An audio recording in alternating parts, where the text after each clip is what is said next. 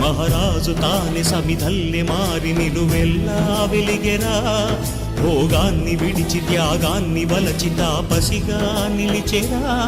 జనక్షేమమే తన సంకల్పముగా, తన ఊపిరి హోమజ్వాలలుగా స్వర్గాన్ని శాసించనురా